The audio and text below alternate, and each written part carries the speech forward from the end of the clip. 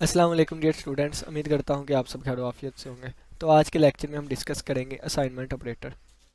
इसके बाद हम असाइनमेंट स्टेटमेंट को देखेंगे और एट द एंड हम कंपाउंड असाइनमेंट ऑपरेटर को देखेंगे। आज का हमारा लेक्चर नंबर 20 है। लेक्चर नंबर 19 में हमने ऑपरेटर्स के बारे में डिस्कस किया था। ऑपरेटर क्या होते हैं? ऑपरेटर हमारे पास सिंबल होते हैं, ऐसे सिंबल होते हैं जो कि ऑपरेंड पे कोई ना कोई ऑपरेशन परफॉर्म करते हैं। सबसे पहले हमने एक्सप्रेशन के बारे में जाना था। एक्सप्रेशन क्या होता है? इसमें ऑपरेटर्स और ऑपरेंड्स होते हैं। यानी कि अगर आपको एग्जांपल दूं तो मैंने कहा 2+5, ठीक है। तो ये हमारे पास एक एक्सप्रेशन है। इसमें प्लस जो है ये एक ऑपरेशन परफॉर्म करवाएगा, यानी कि दोनों को प्लस करेगा, तो ये हमारे पास ऑपरेटर है, ठीक है। और किन दोनों पे काम करवाएगा? तो इन चीज़ों पे काम करवाएगा। इसको हम कहते हैं ऑपरेंड। तो एक्सप्रेशन क्या होता है? ऑपरेटर और ऑपरेंड्स का मजमुआ होता है, और ऑपरेटर जो है ये ऑपरेंड्स पे काम करवाते हैं। तो आज के दिन हम डिस्कस करेंगे असाइनमेंट ऑपरेटर, यानी कि ऐसे सिंबल या ऐसा ऑपरेटर जो कि किसी चीज़ को वैल्यू असाइन करे। असाइनमेंट यानी कि असाइन करे। जैसे एग्जांपल दूं तो मैं कहता हूं कि ये x है और ये वैल्यू 5 है। अब मैं कहता हूँ ये 5 वैल्यू जो है ये इसको मिल जाए, इसको असाइन हो जाए। तो इसको असाइन करने के लिए जो मैं ऑपरेटर यूज़ करूँगा उसको कहते हैं असाइनमेंट ऑपरेटर। तो इसके लिए ये इक्वल टू यूज़ होता है, ठीक है। इसको आपने प्रोग्रामिंग में इक्वल टू नहीं पढ़ना, ये हमारे पास असाइनमेंट ऑपरेटर है। यानी कि अगर मैं लिख दूँ x इज़ इक्वल टू 5, यानी कि ये जो 5 वैल्यू है ये इसको असाइन हो गई है। तो ये हमारे पास फिर ऐसी स्टेटमेंट जिसमें असाइनमेंट ऑपरेटर को यूज़ किया जाए वो असाइनमेंट स्टेटमेंट कहलाती है। और स्टेटमेंट क्या आपको पता है कि स्टेटमेंट एंड जब हम करते हैं तो सेमी कॉलन लगाते हैं। तो अगर इस चीज़ के एंड पे मैं सेमी कॉलन लगा दूंगा और इसे मेन फंक्शन की बॉडी में बंद कर दूंगा या स्टेटमेंट्स की जगह पे लिख दूंगा तो ये मेरे पास असाइनमेंट स्टेटमेंट बन गई, ठीक है। फिर आ जाता है कंपाउंड असाइनमेंट ऑपरेटर। इसमें हम असाइनमेंट ऑपरेटर के साथ अरिथमेटिक ऑपरेटर्स को भी यूज़ करते हैं, यानी कि अरिथमेटिक ऑपरेटर्स को भी यूज़ करते हैं और असाइनमेंट ऑपरेटर को भी यूज़ करते हैं। कैसे? अरिथमेटिक ऑपरेटर हमने पढ़ा था, प्लस माइनस मल्टीप्लाई, ये वाली चीज़ें असाइनमेंट ऑपरेटर्स होती हैं, ठीक है। ये वाली चीज़ें अरिथमेटिक ऑपरेटर होती हैं। जब इन दोनों को कंबाइन इकट्ठा करके मैं यूज़ करूँगा तो ये मेरे पास कंपाउंड असाइनमेंट ऑपरेटर बन जाएगा। एग्जाम्पल के तौर पे हम लेते हैं तो मैं कहूँगा n प्लस इक्वल टू 10। अब ये चीज़ मैंने यहाँ पे इसको लिखा, अगर इसको मैं ओपन करके लिखूँ तो इसका मतलब है n is equal to n plus 10, ठीक है। इस चीज़ को मैं, इस वाली चीज़ को, नीचे वाली चीज़ को मैं कंपाउंड असाइनमेंट ऑपरेटर यूज़ करते हुए इस तरह लिख सकता हूँ, ठीक है। तो कंपाउंड असाइनमेंट ऑपरेटर क्या है? ये वाली चीज़, ठीक है। ये कंपाउंड असाइनमेंट ऑपरेटर है, यानी कि एक से ज़्यादा ऑपरेटर हैं जिनमें एक असाइनमेंट ऑपरेटर है और एक अरिथमेटिक ऑपरेटर है। तो ये हमारे आज के लेक्चर की थोड़ी सी समरी थी जो मैंने पहले ही आपको ओवरव्यू के तौर पे बताई है। अब हम इसको डिटेल से डिस्कस करते हैं और देखते हैं कि पेपर में कैसे लिख के आनी है या फिर इसकी थ्योरी कैसे हो सकती है। Assignment statement. A statement that assign a value to a variable is known as assignment statement. ऐसी स्टेटमेंट जिसमें एक वेरिएबल को वैल्यू असाइन की गई हो उस स्टेटमेंट को असाइनमेंट स्टेटमेंट कहते हैं। जैसे कहा x इज इक्वल टू 5, तो वैल्यू असाइन करने के लिए असाइनमेंट ऑपरेटर यूज़ हो रहा है, और ऐसी स्टेटमेंट जिसमें वेरिएबल को एक वैल्यू असाइन की जा रही है ये असाइनमेंट स्टेटमेंट है।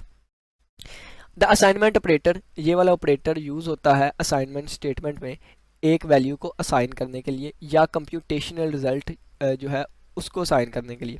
कंप्यूटेशनल रिजल्ट कहते हैं यानी कि कैलकुलेशन करने के बाद जो रिजल्ट आता है।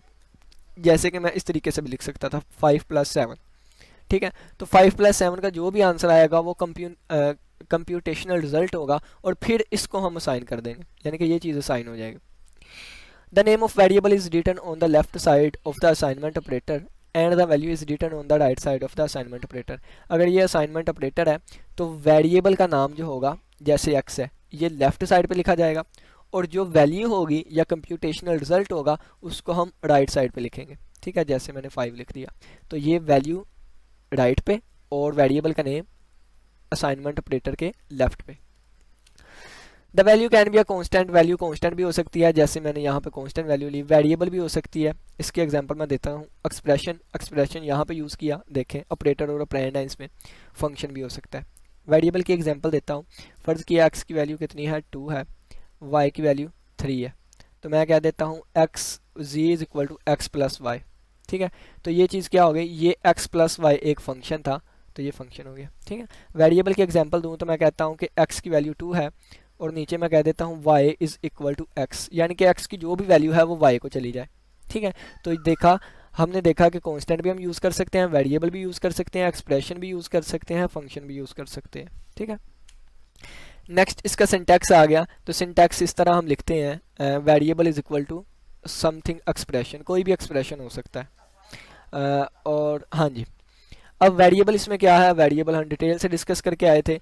ऐसी कोई भी चीज़ मेमोरी लोकेशन होती है जिसमें हमने वैल्यू को स्टोर करवाना होता है या जिसको वैल्यू हमने असाइन करवानी होती है। इक्वल टू असाइनमेंट ऑपरेटर है जो कि वैल्यू असाइन करने के लिए यूज़ होता है। एक्सप्रेशन क्या होता है, एक्सप्रेशन एक ऐसी चीज़ होती है, it is the expression whose returned value is assign to the value, यानी कि इसका जो भी आंसर आएगा, एक्सप्रेशन एक ऐसी चीज़ होती है जिसका कोई भी आंसर आए वो वैल्यू हम असाइन करवाया करेंगे। It can be a constant, ये कांस्टेंट भी हो सकता है, वेरिएबल भी, कम्बिनेशन ऑफ ऑपरेंड्स भी हो सकता है, अरिथमेटिक ऑपरेटर्स भी हो सकता है। इस पे गौर करिएगा, ऑपरेंड्स एंड अरिथमेटिक ऑपरेटर्स, तो ये ऑपरेंड्स एंड अरिथमेटिक ऑपरेटर्स ही है। ठीक है, यानी कि अरिथमेटिक ऑपरेटर्स और ऑपरेंड हो। ठीक है, the expression on right side is evaluated first, पहले राइट साइड वाली चीज़ को अवेलुएट किया जाएगा, सोल्व किया जाएगा, उसके बाद उसका जो भी आंसर आ जाएगा वो लेफ्ट हैंड साइड वाले को असाइन कर दिया जाएगा। ठीक है, ये वाली चीज़ लिखी गई है। नेक्स्ट ये हमारे पास एग्जांपल थी कि ए की वैल्यू हमने 100 ली है, तो C is equal to A plus B है। ये भी हमारे पास यहाँ पे असाइनमेंट ऑपरेटर यूज़ हो रहा है, तो असाइनमेंट स्टेटमेंट है। ये भी यहाँ पे असाइनमेंट ऑपरेटर यूज़ हो रहा है, असाइनमेंट स्टेटमेंट है। यहाँ भी इक्वल टू यूज़ हो रहा है, यानी कि असाइनमेंट ऑपरेटर यूज़ हो रहा है, तो ये भी असाइनमेंट है, स्टेटमेंट है। Next L value and R value. L value का मतलब है लेफ्ट वाली वैल्यू और आर मतलब है राइट वाली वैल्यू। अगर x इज इक्वल टू 5 लिख देता हूँ तो इसमें x जो है ये लेफ्ट वाली वैल्यू है, 5 जो है ये राइट वाली वैल्यू होगी। एल वैल्यू ऑपरेंड होता है, L value is an operand that can be written on left side of the estimate. अब देखें x इज इक्वल टू 5 है ना, तो मैंने कहा था कि ऑपरेटर क्या करता है, ऑपरेंड्स पे ऑपरेशन परफॉर्म करता है, तो यहाँ पे ऑपरेटर ये है और ऑपरेंड ये वाले हैं। ठीक है, तो एल वैल्यू एक ऑपरेंड होता है जो कि लेफ्ट साइड पे लिखा जाता है, और आर वैल्यू भी ऑपरेंड होगा जो कि राइट साइड पे लिखा जाएगा। ठीक है, एक्स भी ऑपरेंड है, 5 भी ऑपरेंड है, ये ऑपरेंड लेफ्ट साइड पे और ये राइट साइड पे। It must always be a single value. अब लेफ्ट वैल्यू की बात कर रहे हैं कि लेफ्ट साइड पे हमेशा सिंगल वैल्यू हुआ करेगी, सिंगल वेरिएबल हुआ करेगा, वेरिएबल यहाँ पे यूज़ करेंगे। ठीक है, यानी कि x हो सकता है, y हो सकता है, लेकिन अगर मैं 5 इज इक्वल टू एक्स लिखूँ तो इस साइड पे वेरिएबल नहीं है, तो ये गलत हो जाएगा, ये चीज़ें गलत हो जाएंगी। अगर मैं यहाँ पे लिखना चाहूँ x plus y is equal to 2, तो ये भी चीज़ गलत हो जाएगी क्योंकि यहाँ पे सिंगल वैल्यू होनी चाहिए, यहाँ पे डबल आ गए। आर वैल्यू ऑपरेंड क्या होता है, जो कि इक्वल टू के राइट साइड पे लिखा जाता है, यानी कि असाइनमेंट ऑपरेटर के राइट साइड पे लिखा जाता है। All L values can be used as R values but all R values can not be used as L values. छोटी सी एग्जांपल देता हूँ, यहाँ पे x इज इक्वल टू 5 है ना, x इज इक्वल टू 5 है, all L values can be used as R values. अब देखें ये एल वैल्यू थी ना, कौन सी, एल वैल्यू। अब इसको मैं चाहूँ तो मैं ऐसे भी लिख सकता हूँ। ठीक है, अब ये यहाँ पे एल वैल्यू थी, यहाँ पे आर वैल्यू बन गई। अब ये अगर इस 5 को देखना चाहूँ तो 5 यहाँ पे आर वैल्यू थी, लेकिन इसको मैं ऐसे नहीं लिख सकता, यानी कि आर वैल्यू को मैं एल वैल्यू नहीं बना सकता। तो तमाम एल वाली वैल्यूज़ को मैं आर वाली वैल्यूज़ की फॉर्म में लिख सकता हूँ, लेकिन आर वैल्यूज़ जो होंगी वो जो आर वैल्यूज़ होंगी वो एल वैल्यूज़ में नहीं आएंगी। ठीक है, अब देखें यहाँ पे for example a constant can be used as R value but it can not be used as L values.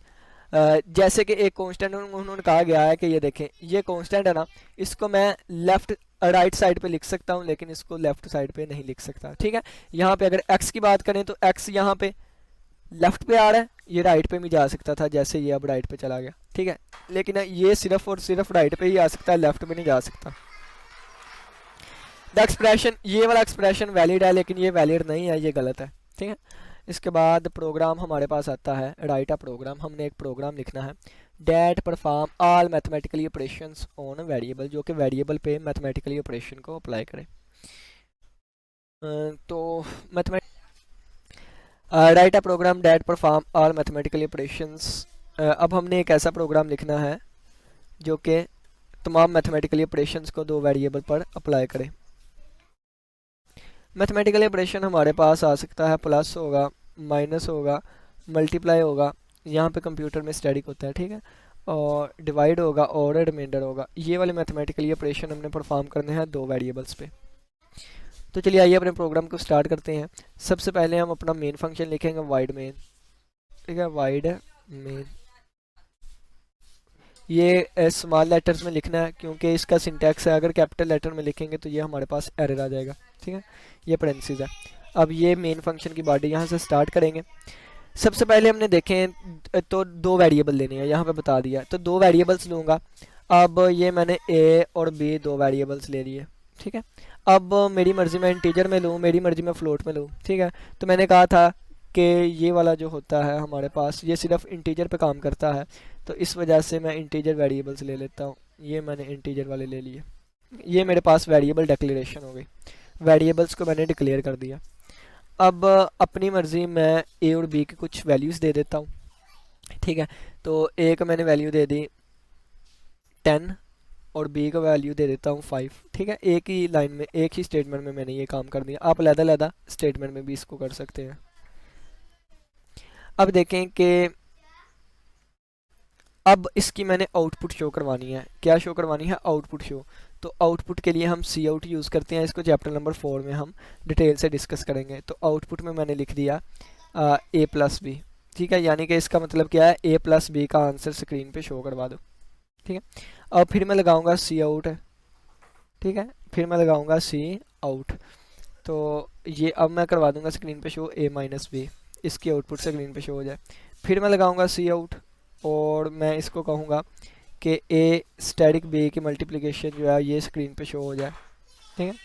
फिर मैं लगाऊंगा सी आउट और मैं कहूँगा कि ए डिवाइड बी, इसकी जो आउटपुट है वो स्क्रीन पे शो हो जाए। फिर मैं लगाऊंगा सी आउट और मैं कहूँगा कि ए रिमाइंडर बी या ए मॉडुलस ऑपरेटर बी, इसकी आउटपुट स्क्रीन पे शो हो जाए। तो ये सारे मैंने सी आउट की मदद से सॉल्व करवा लिए। अब देखें, अब अगर मैंने सी आउट को यूज़ किया है तो सी आउट की डेफिनेशन जिस हेडर फाइल में पड़ी होती है इसको मैं इंक्लूड भी करवाऊँगा। तो ये आ जाएगा शार्प सिंबल इंक्लूड। तो सी आउट की डेफिनेशन जो है ये आईओ स्ट्रीम में पड़ी होती है, तो यहाँ पे इसको मैं साथ अटैच करवाऊँगा, आईओ स्ट्रीम डॉट एच, ठीक है। अब देखें तो यहाँ पे अपने प्रोग्राम की कर्ली ब्रेसिस से ब्रैकेट बंद करूँगा, ठीक हो गया। अब ये इतना हमारा जो प्रोग्राम है ये बिल्कुल ठीक है, करेक्ट है। लेकिन अगर हम इसको 5 दफ़ा चलाएंगे ना तो 5 दफ़ा आंसर रिपीट करेगा। पहले हम आंसर देख लेते हैं। तो इस सी आउट का आंसर आएगा ए प्लस बी, यानी कि 10 + 5 15 आ जाएगा, ठीक है। इस ए माइनस बी का आंसर यानी कि 10 में से 5 निकाले तो 5 इसके आगे ही लिखा जाएगा, ठीक है। फिर आ जाएगा ए मल्टीप्लाई बाय बी, तो ए को बी से मल्टीप्लाई करूँगा, आंसर आएगा 50, तो ये भी इसके आगे लिखा जाएगा। अब ए डिवाइडेड बाय बी करूँगा, 10 को अंदर रख के 5 पे डिवाइड किया तो बाकी आ गया 2, ठीक है। अब ए रिमाइंडर बी यानी कि 10 को अंदर रख के 5 पे डिवाइड किया तो बाकी बचने वाली 0 आएगी। तो ये इस प्रोग्राम की आउटपुट होगी, ठीक है, ये इस प्रोग्राम की आउटपुट होगी। अब देखें, अब अगर मैं अपने प्रोग्राम को 10 दफ़ा चलाऊंगा तो ये 10 दफ़ा ये वाली चीज़ लिखी आएगी, यानी कि दोबारा यहाँ पे, दोबारा यहाँ पे। तो मैं कहता हूँ बार बार ये चीज़ मुझे नज़र ना आए, बार बार ये चीज़ नज़र ना आए, बल्कि जितनी दफ़ा मैं प्रोग्राम चलाऊँ, अगर एक दफ़ा चलाया तो मुझे एक दफ़ा ही नज़र आए, दोबारा चलाऊँ तो दोबारा एक दफ़ा ही नज़र आए। तो इसके लिए यहाँ पर मैं क्लियर स्क्रीन यूज़ करूँगा, ठीक है, यानी कि पीछे वाला आंसर रिमूव हो जाए करे, क्लियर हो जाए करे, नेक्स्ट नज़र आए, ठीक है।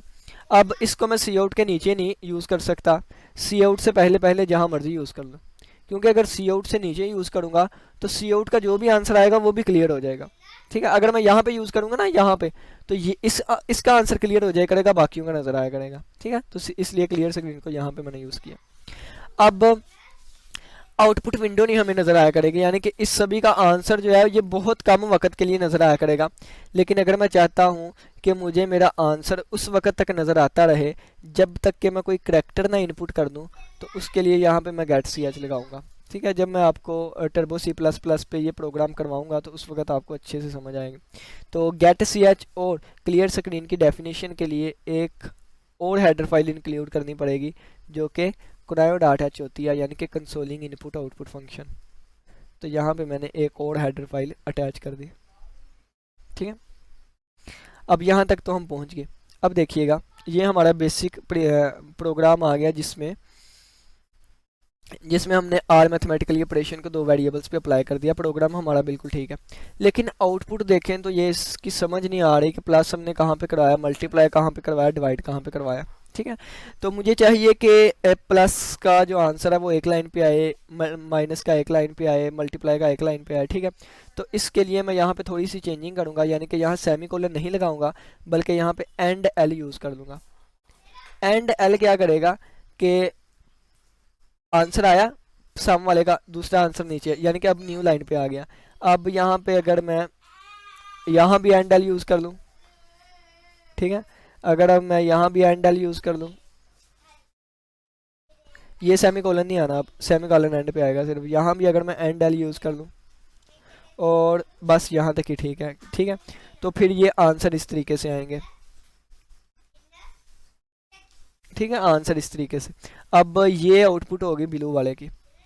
अब देखें एंडल क्या करता है, न्यू लाइन क्रिएट कर देता है। ए प्लस बी का आंसर आया, इसके बाद एंडल ने न्यू लाइन पे ले आया। ए माइनस बी का आंसर आया, एंडल न्यू लाइन पे ले आया। ए मल्टीप्लाई बी का आंसर आया, एंडल न्यू लाइन पे ले आया। ए डिवाइड बी का आंसर, एंडल न्यू लाइन पे ले आया। ए रिमाइंडर बी का आंसर यहाँ पे आ गया। ठीक है, न्यू लाइन पे हम नहीं गए। अगर न्यू लाइन एंडल यहाँ पे लगाया होता फिर हमारा माउस यहाँ पे आ जाना था कर्सर। ठीक है, अब देखें अब मुझे कैसे पता चलेगा कि मैंने पहले मल्टीप्लाई करवाया है, पहले डिवाइड करवाया है या पहले सम करवाया है। तो ये चीज़ें भी तो नज़र आनी चाहिए। तो ये चीज़ें नज़र आने के लिए हमने सी आउट में एक चीज़ आगे जाके पढ़नी है कि सी आउट में रहते हुए आप डबल कोटेशन के अंदर जो भी लिख देंगे ना वो स्क्रीन पे टू द पॉइंट शो हो जाया करेगा। ठीक है, तो अब डबल कोटेशन में अगर मैं सम लिखूंगा, यानी कि यहाँ पे डबल कोटेशन में अगर सम लिखूंगा तो इसके साथ सम लिख दिया जाएगा। तो यहाँ पे मैं एक आपको स्टेटमेंट लिख देता हूँ, बाकी आप सारी खुद लिखने की कोशिश करिएगा।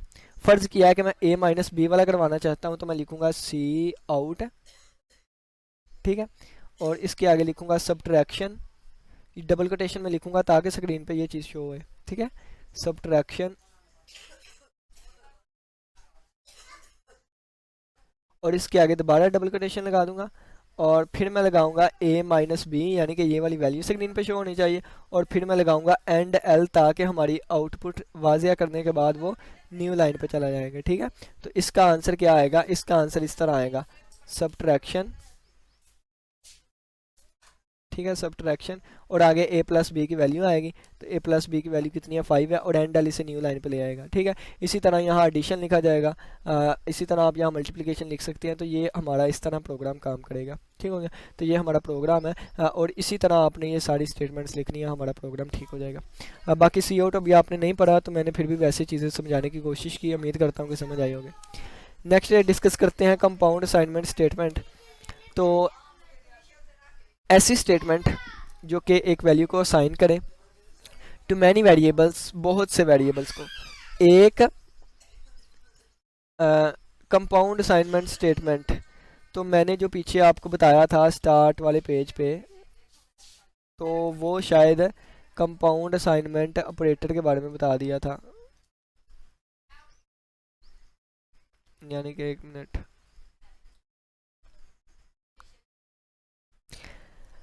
Compound assignment statement. तो कंपाउंड असाइनमेंट स्टेटमेंट में अगर हम देखें तो कंपाउंड वहाँ पे यूज़ किया जाता है जहाँ पे एक से ज़्यादा चीज़ें आपस में मिलती हैं। तो कंपाउंड असाइनमेंट स्टेटमेंट में क्या होगा, ऐसी स्टेटमेंट होगी जिसमें एक से ज़्यादा असाइनमेंट ऑपरेटर यूज़ किए जाएंगे। ऐसी स्टेटमेंट जिसमें एक से ज़्यादा असाइनमेंट ऑपरेटर यूज़ किए जाएँ उसको कंपाउंड असाइनमेंट स्टेटमेंट कहते हैं। जैसे मैंने कह दिया x is equal to y is equal to 3। ठीक है, तो यहाँ पे अगर देखें तो 3 जो वैल्यू है ये y को जाएगी और फिर y की वैल्यू x को असाइन होगी। ठीक है, ये असाइनमेंट ऑपरेटर जो है ये राइट से लेफ्ट काम करता है। तो एन असाइनमेंट स्टेटमेंट, एक असाइनमेंट स्टेटमेंट जो कि एक वैल्यू को बहुत से वेरिएबल्स को असाइन करे, उसे कंपाउंड असाइनमेंट स्टेटमेंट कहते हैं। जैसे देखिए ये एक वैल्यू थी, ये इसको भी असाइन की गई और इसको भी असाइन की गई।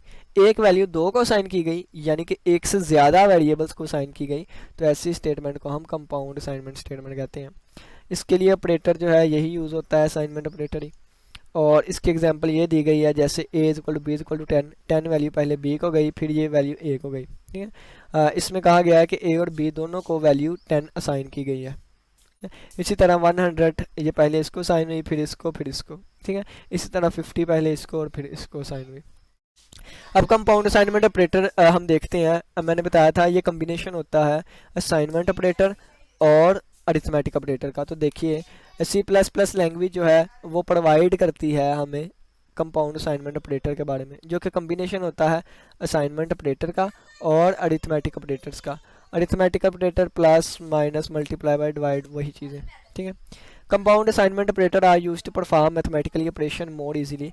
कंपाउंड असाइनमेंट ऑपरेटर्स क्यों यूज़ होते हैं? मैथमेटिकली ऑपरेशन को आसानी से परफॉर्म करने के लिए, ठीक है।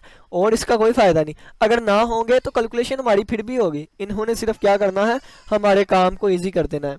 यानी कि अगर मैं लिखना चाहता हूँ ना n is equal to n plus 10, तो इससे बेहतरीन हल ये है कि मैं लिख दूँ n प्लस इक्वल टू 10, ठीक है। तो यहाँ पे मैंने प्लस के साथ इक्वल टू यूज़ किया, तो ये कंपाउंड असाइनमेंट ऑपरेटर था। सिंटैक्स आ गया, सिंटैक्स में वेरिएबल आ जाता है, जैसे मैंने यहाँ पे n वेरिएबल लिखा। ऑपरेशन आ जाता है, यानी कि जैसे ऑपरेटर प्लस और साथ प्लस यूज़ किया, ठीक है। इक्वल टू आ जाता है, यानी कि असाइनमेंट ऑपरेटर आ जाता है, और इसके बाद यहाँ पे एक्सप्रेशन आ जाता है कोई भी, ठीक है। तो ये देखिए वेरिएबल क्या होता है, जिसको वैल्यू साइन करनी है। ऑपरेटर क्या होता है, कोई भी अरिथमेटिक ऑपरेटर हो सकता है। एक्सप्रेशन क्या है, ये कोई भी कांस्टेंट हो सकता है, वेरिएबल हो सकता है, या अरिथमेटिक ऑपरेशन हो सकता है, जैसे 2 + 7, ठीक है। अब देखिए एग्जांपल दी गई है n plus is equal to 10, ये इसके इक्विवेलेंट है, ठीक है, इसी तरह का है। तो ये क्या है मैंने आपको बता दिया, ये लाइंस आप खुद पढ़ने की कोशिश करिएगा। नेक्स्ट ये देखें, अगर a प्लस इक्वल टू 10 लिखा है तो इसका मतलब ये है, इसका मतलब ये है, ये है, ये है और ये है, ठीक है। अब प्रोग्राम हम देख लेते हैं। प्रोग्राम में हमें वो कहता है कि राइट ए प्रोग्राम, हमने एक प्रोग्राम लिखना है that performs all compound assignment operations, जो कि तमाम कंपाउंड असाइनमेंट ऑपरेशंस को अप्लाई करे। तो कितने पढ़ के आए हम? 5, यानी कि एक प्लस इक्वल टू पढ़ के आए हैं, यानी कि प्लस और ये एक हम माइनस ये वाला, और एक स्टैटिक ये वाला, और एक ये वाला, और एक ये वाला। ये सारे ऑपरेशन परफॉर्म करे किस पे? इंटीजर्स पे, ठीक है। ऐसा हमने प्रोग्राम लिखना है। तो दोबारा प्रोग्राम अब हम लिख लेते हैं, यानी कि अब मैं जल्दी जल्दी लिखने की कोशिश करूँगा। यहाँ पे आप प्री प्रोसेसर डायरेक्टिव यूज़ करेंगे, जैसे मैंने पीछे यूज़ किए थे। तो कौन कौन सी चीज़ें होंगी इसमें? हैश इंक्लूड आईओ स्ट्रीम वाली हेडर फाइल लगेगी, और कुनायो डॉट एच वाली लगेगी, ठीक है। यहाँ पे प्री प्रोसेसर डायरेक्टिव यूज़ हो जाएंगे, डायरेक्टिव। इसके बाद यहाँ पे वाइड मेन यूज़ हो जाएगा, वाइड मेन, ठीक है। वो प्री प्रोसेसर डायरेक्टिव खुद ही लिख लीजिएगा, ये नहीं कि प्रोग्राम में ऐसे ही लिख देने, ऐसे नहीं लिखने, यहाँ इस तरह लगाने हैं आपने, ठीक है। तो इसके बाद कर्ली ब्रेसेस को स्टार्ट कर लेते हैं। हम एक वेरिएबल ले लेते हैं n, इंट n, ये मैंने एक वेरिएबल ले लिया। क्लियर स्क्रीन लगा लेते हैं हम। तो a की वैल्यू हम n की वैल्यू अपनी तरफ से 10 ले लेते हैं, ठीक है, जिस तरह पीछे। तो अगर मैं सी आउट करवाना चाहता हूँ तो मैं क्या लिखूँगा? सी आउट, और क्या चीज़, किसकी वैल्यू मैं स्क्रीन पे शो करवाना चाहता हूँ? इस वाली चीज़ की, यानी कि इस वाली चीज़ की, ठीक है। तो इसकी वैल्यू स्क्रीन पे शो हो जाएगी। उससे पहले मैं कहता हूँ कि स्क्रीन पे नज़र आए, क्या नज़र आए? यहाँ पे मैं लिख देता हूँ ये वाली चीज़ नज़र आए, answer of n plus equal to 10, ठीक है। और ये हमारे पास यहाँ पे एंडल यूज़ हो जाएगा नई लाइन के लिए, ठीक है। इसकी आउटपुट क्या आएगी? इस चीज़ की अगर आउटपुट आएगी तो इस तरह आएगी, answer of n plus equal to, ये चीज़ वैसे की वैसे स्क्रीन पे शो होगी। क्यों? क्योंकि ये डबल कोटेशन के अंदर लिखी गई है, ठीक है। डबल कोटेशन के अंदर के जो भी लिखे वैसे, और इसके आगे क्या होगा? n इसकी वैल्यू उठाई जाएगी, तो इसकी वैल्यू कैलकुलेट करके जो भी आंसर आएगा वो यहाँ पे आ जाएगा। इसका आंसर क्या होगा? इसका आंसर इस तरह होगा, n is equal to n plus 10, ठीक है, इसका आंसर ये होगा। तो n की वैल्यू यहाँ पे कितनी थी, 10 थी, तो 10 प्लस 10 कितनी हो जाएगी, 20। तो यहाँ पे इसका आंसर आ जाएगा 20। ठीक है, अब न्यू लाइन पे चला जाएगा। अब सब्ट्रैक्शन के लिए यूज़ करूँगा तो ये आ जाएगा सी आउट आंसर ऑफ, दोबारा वो लिख के n माइनस इक्वल टू 10। ठीक है, और इसके आगे डबल कोटेशन, और ये आ जाएगा n माइनस इक्वल टू 10, और फिर इसके आगे आ जाएगा एंडल। तो अगर इसका आंसर देखूं तो क्या आएगा, ये एंडल ने क्या किया था, न्यू लाइन पे ले गया था। अब यहाँ पे आ जाएगा आंसर ऑफ, अब जो भी डबल कोटेशन में लिखा हुआ है यानी कि n माइनस 10 इक्वल टू 10। ठीक है, इसका आंसर क्या आएगा, n equal to n minus 10, यानी कि अगर इसको ओपन करके लिखूं तो n की वैल्यू कितनी है, n की वैल्यू 20 थी, n की वैल्यू कितनी है, n की वैल्यू 20 थी, तो 20 में से 10 माइनस किया, दोबारा 10 आ जाएगा। इसी तरह आपने मल्टीप्लिकेशन का लिख लेना, डिवाइड का लिख देना, एंड पे गेट सी एच लगा लेना जाके, और गेट सी एच लगाने के बाद आपने अपने प्रोग्राम को ख़त्म कर देना। उम्मीद करता हूँ कि आज के लेक्चर की समझ आई होगी। किसी का कोई भी क्वेश्चन वह लाजमी पूछिएगा। इसी के साथ इजाज़त दीजिए। अल्लाह हाफिज़, अल्लाह ने मेहरबान।